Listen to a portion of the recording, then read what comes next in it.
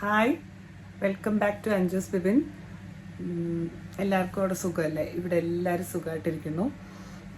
അപ്പം ഞാനിന്ന് ഒരു കപ്പ ബിരിയാണി ഉണ്ടാക്കാനായിട്ടുള്ള ഒരു തയ്യാറെടുപ്പിലായിരുന്നു. അപ്പോൾ അങ്ങനെ ഇരുന്നപ്പോൾ ഞാൻ വിചാരിച്ചു എന്നാൽ പിന്നെ വീഡിയോ ആക്കാമെന്ന് വിചാരിച്ചു കേട്ടോ. ഞാൻ വീഡിയോ എടുക്കാനായിട്ട് ഒരു ചെറിയ പ്ലാൻ ചെയ്തു, അങ്ങനെ വീഡിയോ ആക്കുവാണ്. അപ്പം എന്താ പറയുന്നത്, നമ്മളൊരു എല്ലാം റെഡിയാക്കി ഇങ്ങനെ വെൽ പ്ലാൻഡ് ആയിട്ട് വീഡിയോ എടുക്കാമെന്ന് വിചാരിച്ചാൽ ഒന്നും നടക്കുന്നില്ല. അതൊരു സത്യാവസ്ഥ. നമുക്കൊരു സമയം കിട്ടുന്നില്ല. നമ്മൾ അതിന് വേണ്ടിയിട്ടൊരു ടൈം മാറ്റി വെച്ചിട്ട് അങ്ങനെ സമയം കിട്ടുന്നില്ല. ഇപ്പോൾ കിട്ടുന്ന ഒരു സമയം നല്ലോണം യൂസ് ചെയ്യാമെന്നാണ് ഇപ്പോൾ ഓർത്തേക്കുന്നത്.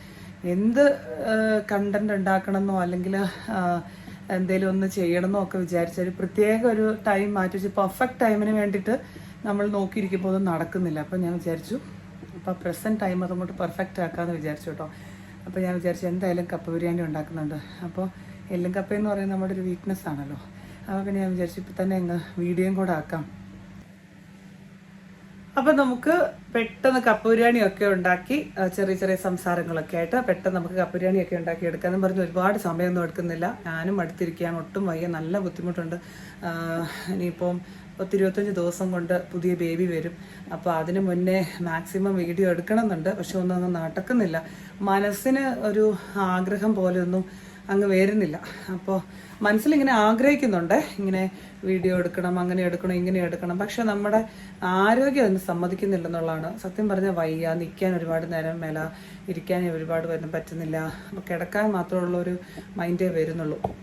അപ്പോൾ അതുകൊണ്ട് ഞാൻ ഇപ്പോൾ വീഡിയോ എടുക്കാം. പിന്നെന്താ, ഇത് കണ്ട് ആരും ഉണ്ടാക്കാനായിട്ടൊന്നും ചാൻസ് ഇല്ല. പിന്നെ എൻ്റെ ആഗ്രഹം കൊണ്ട് അങ്ങ് എടുക്കുന്നതേ ഉള്ളൂ കേട്ടോ. നമുക്ക് വേറെ നോക്കിയാൽ നല്ല നല്ല കപ്പ ബിരിയാണിയൊക്കെ നമുക്ക് ഉണ്ടാക്കാൻ പറ്റും. അപ്പോൾ ഇത് കണ്ട് നിങ്ങൾ ഉണ്ടാക്കാനൊന്നും പോകുമൊന്നും വേണ്ട, ജസ്റ്റ് കണ്ടാൽ മതി കേട്ടോ. പിന്നെ ഇനി അഥവാ നിങ്ങൾക്ക് ഉണ്ടാക്കാൻ പ്ലാൻ ഉണ്ടെങ്കിലും ഒന്ന് ഉണ്ടാക്കി നോക്ക്, ചിലപ്പോൾ ചെറിയ ടേസ്റ്റൊക്കെ കിട്ടും. എന്ന് വെച്ച് കഴിഞ്ഞാൽ നമ്മളുണ്ടാക്കുന്ന സ്റ്റൈലും അല്ലാതെ ഉണ്ടാക്കുന്നത് വേറെ മറ്റ് സ്ഥലക്കാരുള്ളവർ, അതായത് ഇത് യൂഷ്വലി ഉണ്ടാക്കാത്തവരുണ്ടാക്കുന്നത് തമ്മിൽ ഒരു വ്യത്യാസം വരും, അതേ ഉള്ളൂ. അപ്പോൾ ഇത് ഞാൻ വലിയ ഡീറ്റെയിൽ ആയിട്ടൊന്നും എടുക്കുന്നില്ല. ഡീറ്റെയിൽ ആയിട്ട് കുറച്ചുകൂടെ ആരോഗ്യം വന്നിട്ട് നല്ല വ്യക്തമായിട്ട് എടുക്കാം. ജസ്റ്റ് ഒന്ന് മൊത്തത്തിൽ പറഞ്ഞു പോകുന്നേ ഉള്ളൂ കേട്ടോ. അപ്പോൾ നമുക്ക് വീട്ടിലോട്ട് കിടക്കാം. അപ്പോൾ ഇതിലെന്ന് പറഞ്ഞു കഴിഞ്ഞാൽ ഒരു 1.25 കിലോ എല്ലും ഇറച്ചിയും കൂടെയൊക്കെയുള്ള ഒരു 1.25 കിലോയോളം ഞാൻ എല്ലും ഇറച്ചിയും കൂടി എടുത്ത് വെച്ചിട്ടുണ്ട്. ഇതിലേക്ക് നമ്മൾ മഞ്ഞൾപ്പൊടി, കുറച്ച് മുളക് പൊടി, മല്ലിപ്പൊടി, മീറ്റ് മസാലയൊക്കെ ആഡ് ചെയ്ത് കുറച്ച് സോൾട്ട് എല്ലാം കൂടെ ആഡ് ചെയ്തിട്ട് നമ്മൾ കുറച്ച് കുരുമുളക് പൊടിയും കൂടെ ആഡ് ചെയ്തിട്ട് നന്നായിട്ട് ഇളക്കി എടുത്തിട്ടുണ്ടല്ലോ. ബീഫിന് ഓൾറെഡി വെള്ളമുണ്ട്. അപ്പോൾ നമുക്കൊരു ഒരു ഗ്ലാസ് അടുത്ത് വരുന്ന നമുക്ക് വെള്ളം ഒഴിക്കാം. എന്നിട്ട് കാരണം വെച്ചാൽ ഇവിടുത്തെ ഈ ബീഫിന് മൂപ്പ് കൂടുതലുണ്ടെങ്കിൽ ഇച്ചിരി നേരം നന്നായിട്ട് വേവിക്കണം. അത് മാത്രമല്ല ഇതെന്ന് പറയുന്നത് കുറച്ച് നേരം ഒരു 6 to 7 വിസിലടിച്ചാൽ മാത്രമേ നന്നായിട്ട് അതിൻ്റെ എല്ലാം വെന്ത് പുറത്ത് വരുള്ളൂ കേട്ടോ. അപ്പോൾ അതുകൊണ്ട് ഞാനിപ്പോൾ ഇത് എത്രയാണ് 1.25 വരും. ഇതിലേക്ക് പൊടികളിലൊക്കെ ചേർത്ത് വെള്ളം ഒഴിച്ചിട്ട് നമുക്ക് ഒരു 6 വിസിൽ വരുന്ന വരെ നമുക്ക് വേവിച്ചെടുക്കാം. അത്രേ ഉള്ളൂ. ഇതാണ് ആദ്യത്തെ ജോലി എന്ന് പറഞ്ഞു കഴിഞ്ഞാൽ. വേറൊന്നുമല്ല, എല്ലും ഇറച്ചിയും കൂടെ ആഡ് ചെയ്തിട്ടുള്ള ഇത് നന്നായിട്ട് കഴുകി എടുത്തിട്ടുണ്ട്. ഇത് നമ്മുടെ കുക്കറിനകത്തേക്ക് എടുത്തിട്ട് ഉപ്പും മഞ്ഞൾപ്പൊടി, മുളക് പൊടി, മല്ലിപ്പൊടി, മീറ്റ് മസാല, ഗരം മസാലയൊക്കെ നമുക്ക് പിന്നീട് ആഡ് ചെയ്താൽ മതി. ഇത്രയൊക്കെ ചേർത്ത് ഉപ്പും ചേർത്ത് നന്നായിട്ട് നമുക്ക് ഇളക്കിയെടുത്ത് കുറച്ച് വെള്ളവും ചേർത്ത് ഒരു 6 വിസിൽ വരുന്നവരെ നമുക്കിത് വേവിക്കാൻ വെക്കാം. അത്രേ ഉള്ളൂ കേട്ടോ. ഫസ്റ്റ് അപ്പോൾ ഇത് ഞാൻ മഞ്ഞൾപ്പൊടിയും മല്ലിപ്പൊടി, മുളക് പൊടി, മീറ്റ് മസാല, പിന്നെന്താണ് കുരുമുളക് പൊടി, ഉപ്പും ഒക്കെ ചേർത്ത് 1 ഗ്ലാസ് വെള്ളവും ചേർത്ത് ഇളക്കിയെടുത്തിട്ടുണ്ട്. അപ്പോൾ ഈ മഞ്ഞൾപ്പൊടി എന്ന് പറഞ്ഞാൽ ഒരു 1/4 ടീസ്പൂൺ, നമുക്ക് അതിൻ്റെ അളവ് അറിയാമല്ലോ. പിന്നെ മുളക് പൊടി എന്ന് പറഞ്ഞാൽ നമ്മൾ വീണ്ടും വഴറ്റിയെടുക്കുന്നതിനകത്ത് ചേർക്കുന്നുള്ളത് കൊണ്ട് 1 ടേബിൾ സ്പൂൺ അത് ആ ഒരു ഇതിൽ ചേർത്താൽ മതി. പിന്നെന്താ ചോദിച്ചു കഴിഞ്ഞാൽ അതിൻ്റെ എന്തുമാത്രം ക്വാണ്ടിറ്റി ഉണ്ടെന്നനുസരിച്ചിരിക്കും നമ്മൾ അതിനകത്ത് ചേർക്കുന്നത്. പൊടി കുറച്ച് മാക്സിമം ചേർത്താൽ മതി. മല്ലിപ്പൊടി ആണെങ്കിലും 1 ടേബിൾ സ്പൂൺ മതി. പിന്നെ ബാക്കി നമ്മൾ അല്ലാതെ സവോള വഴറ്റുന്നതിൻ്റെ കൂടെ ചേർക്കുന്നുണ്ട്. പിന്നെ മീറ്റ് മസാല ആണെങ്കിലും അത്ര അടുത്ത് മതി. പിന്നെ എന്താണെന്ന് ചോദിച്ചു കഴിഞ്ഞാൽ ഉപ്പ് നന്നായിട്ട് ആവശ്യത്തിന് ചേർത്ത് നമുക്ക് നന്നായിട്ട് ഇളക്കി ഞാൻ എടുത്തിട്ടുണ്ട്. ഇത് നമുക്ക് 6 വിസിൽ വരുന്നവരെ വേവിച്ചെടുക്കാം കേട്ടോ. ഫസ്റ്റ് ഫ്ലെയിം നമ്മൾ നല്ല ഫ്ലെയിമിൽ, നല്ല ഹൈ ഫ്ലെയിമിലിട്ടിട്ട് ഒരു വിസിൽ, അത് കഴിഞ്ഞ് ബാക്കി 5 വിസിൽ ഏറ്റവും ലോ ഫ്ലെയിമിലിട്ട് എടുക്കണം കേട്ടോ. പിന്നെ ഉണ്ടല്ലോ, ഞാനിപ്പോൾ ഈ ബീഫ് ഇപ്പോൾ 6 വിസിൽ വരാൻ വേണ്ടിയിട്ട് അടുപ്പിൽ വെച്ചിട്ടുണ്ട്, ഇതിപ്പോൾ വെച്ചിട്ടുണ്ട്. അപ്പം ഞാൻ അടുത്ത് ഇനി ചെയ്യാൻ പോകുന്നത് വെച്ചാൽ 2 കാര്യമാണ്. ഒന്ന്, നിങ്ങൾ ഈ കവർ ഉണ്ടോ, ഇത് എഴുതിയേക്കുന്നത് ടപ്പിയോക്ക കസാവ. ഈ ഒരു പാക്കറ്റ് ഇത് ഫ്രോസൺ ആണ് കപ്പ. അപ്പോൾ കപ്പ ബിരിയാണി അല്ലേ ഉണ്ടാക്കുന്നത്. അപ്പോൾ ഈ ഫ്രോസൺ കപ്പ നമുക്കിവിടെ ലുലുവിലും സാധാരണ എല്ലാ മാളുകളിലും നമുക്കിത് മേടിക്കാൻ കിട്ടും, അവൈലബിൾ ആണ്. നമ്മളിവിടെ സാജിദാണ് ഇതിപ്പോൾ മേടിച്ചത്. ഇത് ലുലുവിൽ കിട്ടും, നെസ്റ്റോയിൽ കിട്ടും, ഇവിടെ എല്ലാം കിട്ടും. ഇപ്പോൾ ഇവിടെ ഉള്ളവർക്ക് ഇതൊരു അറിവാണ്, കാരണം നമുക്കിത് ഉപയോഗിക്കാത്തവർക്ക് ഇത് കിട്ടുന്ന മാളെന്ന് പറയുന്നത് ലുലുവിലും സാജിദയിലും നെസ്റ്റോയിലും പിന്നെ മദീനയിലും ഒക്കെ ഇതുണ്ട് കേട്ടോ. ഇത് എത്രയും പറഞ്ഞാൽ മതി. ടപ്പിയൊക്കെ ഫ്രോസൺ ഇത് എഴുതിയിട്ടുണ്ട് കേട്ടോ. ഇതിലെങ്ങനെയാണ് തിരിഞ്ഞാ വരുന്നത് അല്ലേ? ഫ്രോസൺ ടപ്പിയൊക്ക എന്നാണ് ഇതിൽ എഴുതിയേക്കുന്നത്. കസാവ എന്ന് എഴുതിയിട്ടുണ്ട്, കപ്പ എന്ന് മലയാളത്തിൽ എഴുതിയിട്ടുണ്ട്, പിന്നെ അറബിയിലും ഏതൊക്കെ ഭാഷയിൽ എഴുതിയിട്ടുണ്ട്.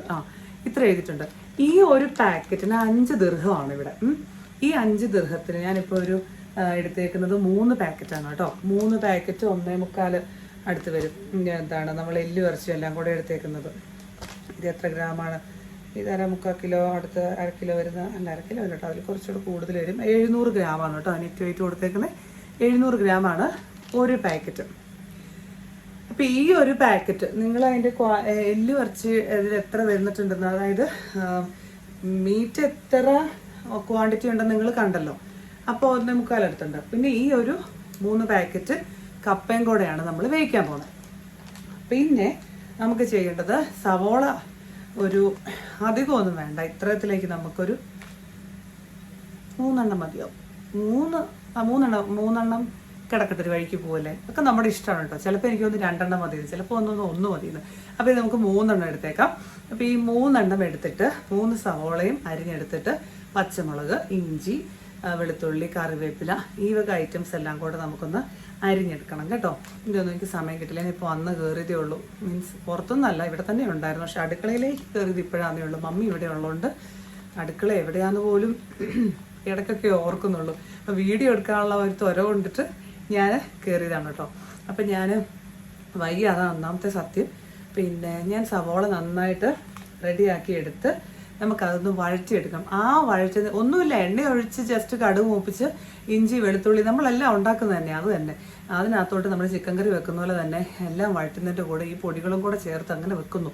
എന്നിട്ട് നമ്മൾ ഈ കപ്പയ്ക്കകത്തോട്ട് ഇട്ടങ്ങ് ഉണ്ടാക്കുന്നു, അത്രേ ഉള്ളൂ കേട്ടോ. എന്ത് കൂടുതലൊന്നുമില്ല. പിന്നെ ചെറിയൊരു ടിപ്പ് അതിൻ്റെ ഇടയ്ക്കുണ്ട്, മുഴുവൻ കാണണം കേട്ടോ. പിന്നെ നിങ്ങൾ വിചാരിക്കും ദൈവം മുഴുവൻ കാണാൻ വേണ്ടി ടിപ്പ് പറയാം, അങ്ങനൊന്നും ഇല്ല. ഞാൻ പറഞ്ഞല്ലോ, ഇത് കണ്ട് ഉണ്ടാക്കാനേ പോകണ്ട.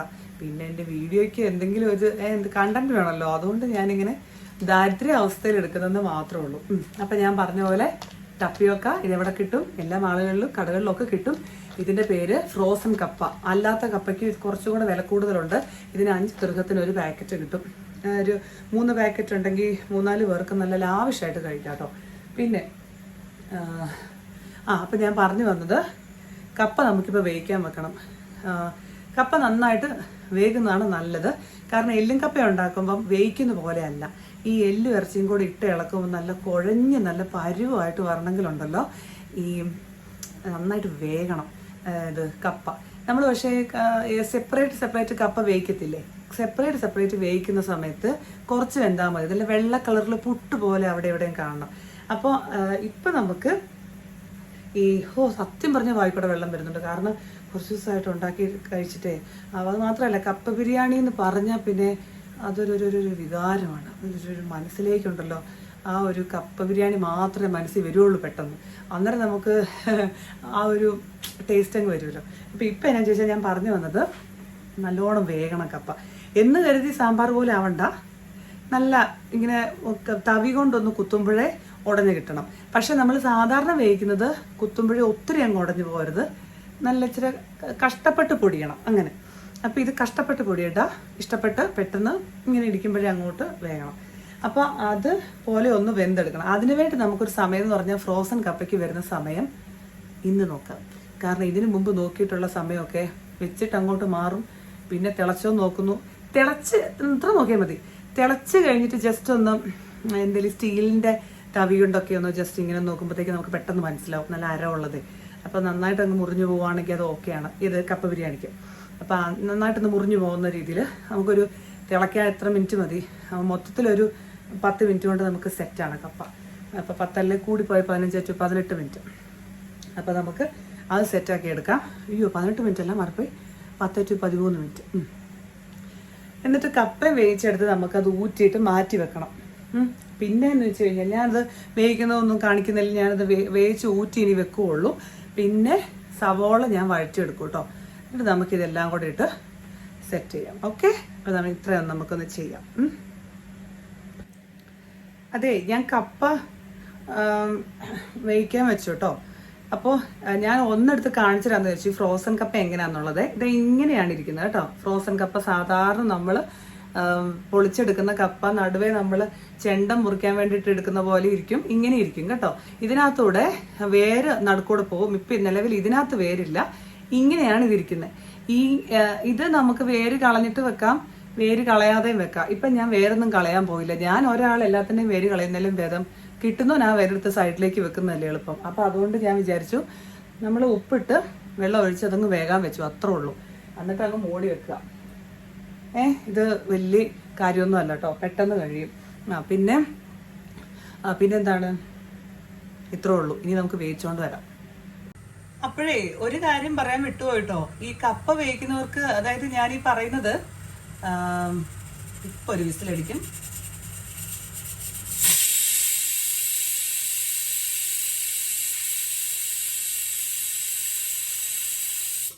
ശരി രാജാവേ, അപ്പോൾ നമുക്കിത് ഒന്നുകൂടെ കുറയ്ക്കാം. കുറച്ചിട്ടുണ്ട് തീ കേട്ടോ, നമ്മുടെ മീറ്റിൻ്റെയാണ് കേട്ടോ. അപ്പോൾ ഇപ്പം ഈ വെച്ചേക്കുന്നതെന്ന് പറഞ്ഞാൽ നെകത്തനെയാണ് കേട്ടോ വെള്ളം ഒഴിച്ചേക്കുന്ന കപ്പയ്ക്ക്. കപ്പ നെകത്തനെയാണ് ഒഴിക്കേണ്ടത്. അതിൻ്റെ മുകളിൽ ഒത്തിരി ഒന്നും വേണ്ട, അരി വെക്കുന്ന പോലെ നമ്മൾ നെകത്തനെ ഒന്ന് ഒഴിച്ചു കൊടുത്താൽ മാത്രം മതി കേട്ടോ. അപ്പോൾ നമ്മൾ മീറ്റ് അടുപ്പേ വെച്ചു, കപ്പയും അടുപ്പേ വെച്ചു. ഇനി നമുക്ക് ഈ സമയത്ത് 2 പണി ചെയ്യാം കേട്ടോ. ഒന്ന്, അരമുറി തേങ്ങ എടുത്തിട്ടുണ്ട് കേട്ടോ. ഈ അരമുറി തേങ്ങ നമ്മൾ പൊടിയായിട്ട് ചിരണ്ടി എടുത്തിട്ട് ഒന്ന് ചെറുതായിട്ട് വറുത്തെടുത്തിട്ട് നമുക്ക് അരയ്ക്കണം. അതിൻ്റെ കൂടെ നമുക്ക് ഇനി നമ്മൾ ഈ സവോള വഴറ്റത്തില്ലേ, അതിൻ്റെ കൂടെ നമ്മൾ അധികം മല്ലിപ്പൊടി ചേർക്കുന്നില്ല. അതിന് പകരം കുറച്ച് പച്ചമല്ലി എടുക്കാം. ഈ പച്ചമല്ലിയും കൂടെ നമുക്കൊന്ന് ചൂടാക്കിയിട്ട് ചൂടാക്കി മാറ്റിയതിന് ശേഷം അതിനകത്തോട്ട് നമുക്ക് തേങ്ങ നന്നായിട്ടൊന്ന് വറുത്തെടുക്കാം. എന്നിട്ട് 2 കറിവേപ്പിലയും ഒക്കെ ഇടാം കേട്ടോ, 2 വറ്റൽമുളകും ഒക്കെ ഇട്ട് നമുക്ക് വറുത്തെടുത്തിട്ട് അരയ്ക്കാം. അപ്പം ഇപ്പം നമ്മളുണ്ടല്ലോ തേങ്ങ ചിരണ്ടി എടുത്തിട്ടുണ്ട്. ഒരു അരമുറി തേങ്ങയാണ് ചിരണ്ടി എടുത്തേക്കുന്നത്. ഇതിൽ നമ്മൾ ഈ പാൻ വെച്ചിട്ട് ഒരു സ്പൂൺ അടുത്ത് എണ്ണ ഒഴിച്ചു കൊടുത്തിട്ടുണ്ടല്ലോ. ഈ തേങ്ങയും 2-3 വറ്റൽമുളകും ഒരു 3-4 കറിവേപ്പിലയുടെ ലീഫ്, അത് കറിവേപ്പിലയും പിന്നെ ഉണ്ടോ പച്ചമല്ലി ഉണ്ടോ, പച്ചമല്ലി ഞാൻ സെപ്പറേറ്റ് എടുത്തിട്ടില്ല, ഇതിൻ്റെ കൂടെ തന്നെ ഇട്ടിട്ട് ചൂടാക്കി എടുക്കാമെന്ന് വിചാരിച്ചു കേട്ടോ. ഇത് വറുത്തെടുക്കുന്നതിൻ്റെ കൂടെ അതും ആയിക്കോളും വിചാരിച്ച്. അപ്പോൾ നമുക്ക് പറയുന്നത് വേറെ ഏതായാലും ഇത് ഒരുമിച്ച് അരക്കുന്നതല്ലേ, അപ്പോൾ അതിനകത്ത് കുഴപ്പമൊന്നും വരത്തില്ല. ചൂടായിട്ട് എടുത്തോളൂ കേട്ടോ, അത് വന്നോളും. അപ്പോൾ ഇത് നമുക്ക് നൈസായിട്ടൊന്ന് കളർ ചേഞ്ച്, ഒരു ഗോൾഡൻ കളർ ആകുമ്പോൾ നമുക്കിത് നിർത്തിയിട്ട് തണുത്തിട്ട് അല്ലെ ഇതിനകത്ത് തന്നെ ഇട്ട് ഇളക്കിയെടുത്തോ. ചൂട് അത് പാൻ്റെ ചൂട് നിന്ന് കരിഞ്ഞു പോകാതെ വറന്ന് വന്നു കഴിയുമ്പോൾ നമുക്ക് അതിനകത്ത് തന്നെ ഒന്നുകൂടെ കുറച്ച് നേരം ഇട്ട് ഇളക്കിയാലും മതി, അല്ലെങ്കിൽ ഒരു പാത്രത്തിലേക്ക് മാറ്റിയാലും മതി കേട്ടോ. ഇതിപ്പോൾ ബീഫ് റെഡി ആയിട്ടുണ്ട്, കപ്പ റെഡി ആയിട്ടുണ്ട്, അത് റെഡിയായി വരുന്നു. അപ്പോൾ ഇത് നമുക്ക് ഒന്ന് വറുത്തെടുക്കാം കേട്ടോ. ഇത് വറുത്തെടുത്ത് കഴിഞ്ഞാൽ പിന്നെ തണുത്തിട്ട് മാത്രം മിക്സിയിലിട്ട് നമുക്ക് അരച്ചെടുക്കാം. വെള്ളം ഒഴിക്കാതെ അരച്ചെടുക്കാം, വെള്ളമൊന്നും ഒഴിക്കണ്ട, വെള്ളം ഒഴിക്കാതെ നമുക്ക് അരച്ചെടുക്കാം. പിന്നെ പറഞ്ഞപ്പോഴാണ് ഓർത്തെ, ഈ ഒരു തവി ഉണ്ടല്ലോ, ചട്ടുതെന്ന് വേണമെങ്കിൽ പറയാം. ഈ ഒരു തവി ഞാൻ ഐക്യന്ന് മേടിച്ചാണ്, ഇവിടുത്തെ ഐക്യല്ലേ. എന്തൊരു ഉപയോഗമാണെന്ന് ചോദിച്ചു കഴിഞ്ഞാൽ ഇതിൻ്റെ ഫ്ലെക്സിബിലിറ്റി ഉണ്ടോ, ഇങ്ങനെയും വളയും, ഇത് വന്നിട്ട് ഇതുണ്ടോ ഇങ്ങനെയും വളയും, ഇതിനൊന്നും പറ്റില്ല കേട്ടോ. എനിക്ക് ഭയങ്കര യൂസ്ഫുള്ളായിട്ട് തോന്നിയ ഒരു ഐറ്റമാണ്. കാരണം എന്ന് ചോദിച്ചു കഴിഞ്ഞാൽ ചപ്പാത്തിയൊക്കെ ചുട്ടിട്ട് നമ്മൾ മറിച്ചിട്ട് നമ്മളൊന്ന് പ്രസ് ചെയ്യുന്ന സമയത്ത് നമുക്ക് ഭയങ്കര കംഫർട്ടബിളാണ്. ദോശയാണെങ്കിൽ എന്ത് നമുക്ക് എടുക്കാനും നല്ല, അതിൻ്റെ ആ ഒരു തിന്ന് കണ്ടോ, അത് തിന്നാന്ന് നോക്കിയാൽ സൈഡിൽ നല്ല തിന്നാണ്, പിന്നെ ഫ്രണ്ടിൽ നമുക്ക് നല്ല തിന്നാണ്. അത് മാത്രമല്ല നല്ല ഫ്ലെക്സിബിളുമാണ്. സെയിം ടൈം ഈ കാണുന്ന പോലെ അല്ലാതെ നല്ല ബലവും ഉണ്ട്, നല്ല ഫ്ലെക്സിബിളും ആവും.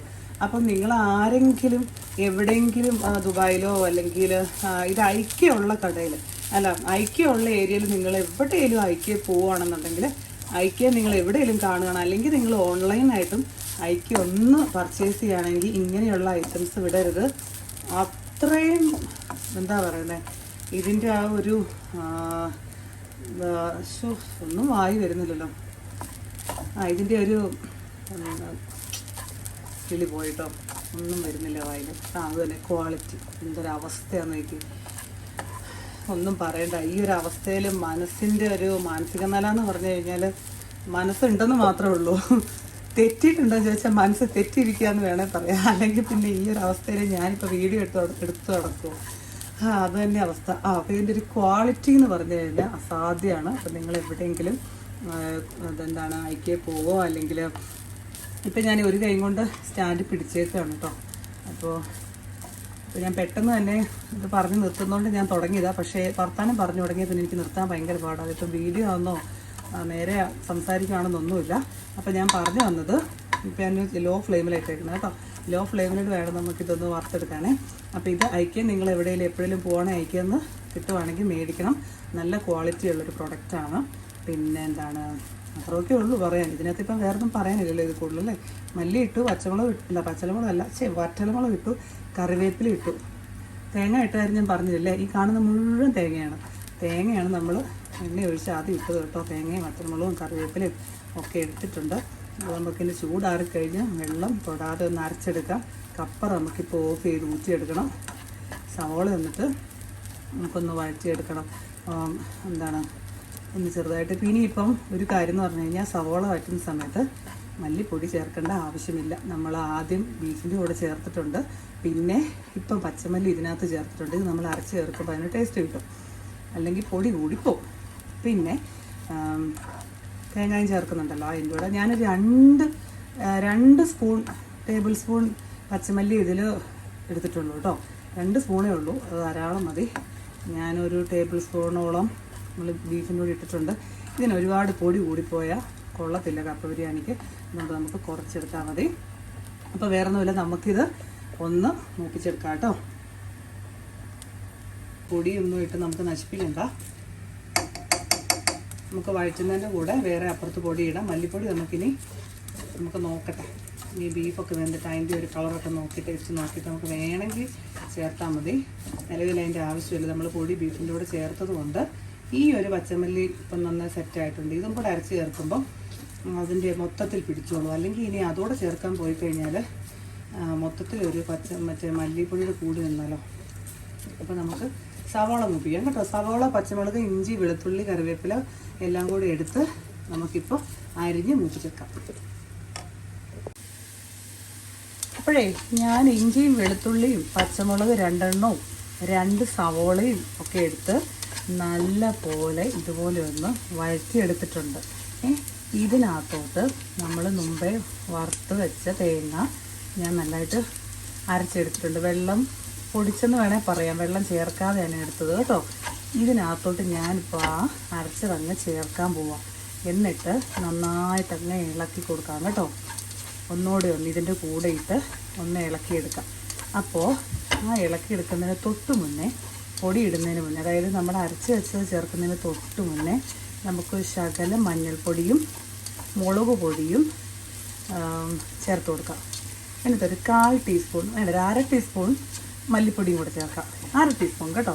എന്നിട്ട് നമ്മൾ ഈ അരച്ചതും കൂടെ നമ്മൾ ചേർക്കാം കേട്ടോ.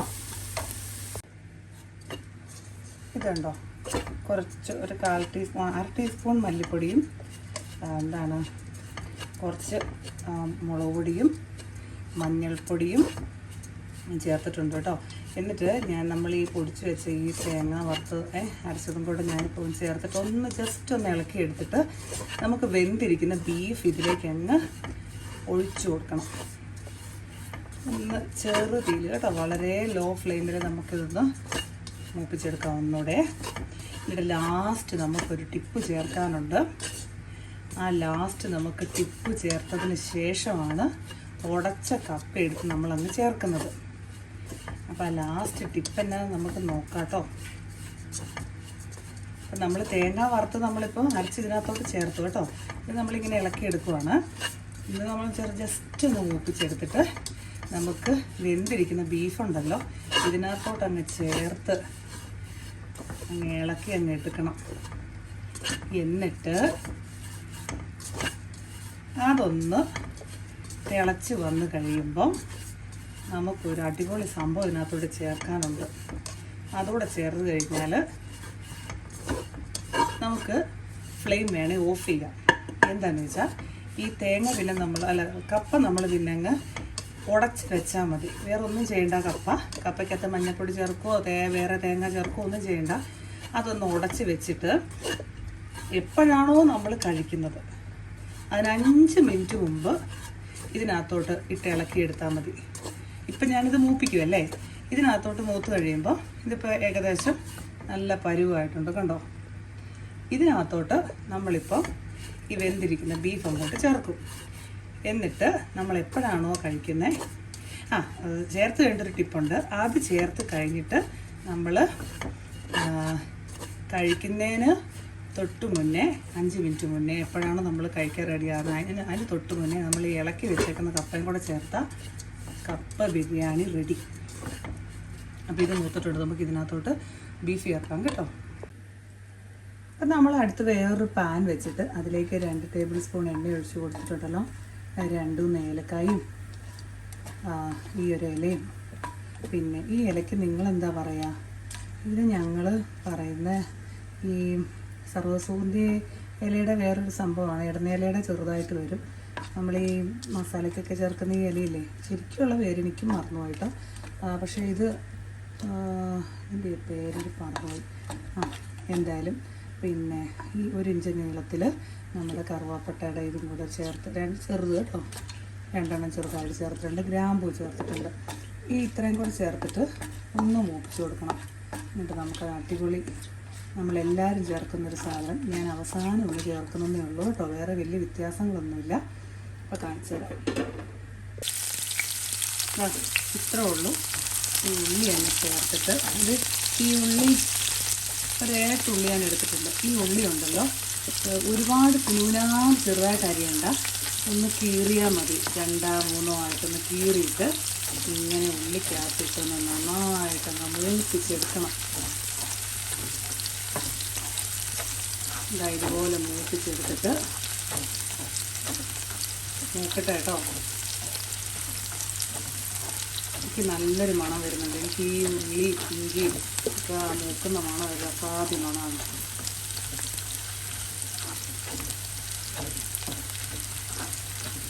ഇതങ്ങ് മൂത്താൽ പിന്നെ ഇതൂടെ അങ്ങ് ചേർത്തിട്ട് നമ്മുടെ കറി കണ്ടോ, ഇവിടെ ഞാൻ ചെറുതാക്കി തിളപ്പിച്ചായിരുന്നു. ഞാനിങ്ങനെ ഓഫ് ചെയ്ത് വെച്ചിട്ടുണ്ട്. ഈ കറിക്കകത്തോട്ട് നമ്മളിപ്പോൾ ഇതങ്ങ് ചേർക്കും. എന്നിട്ട് നമുക്കൊന്ന് അടച്ച് വെക്കാം.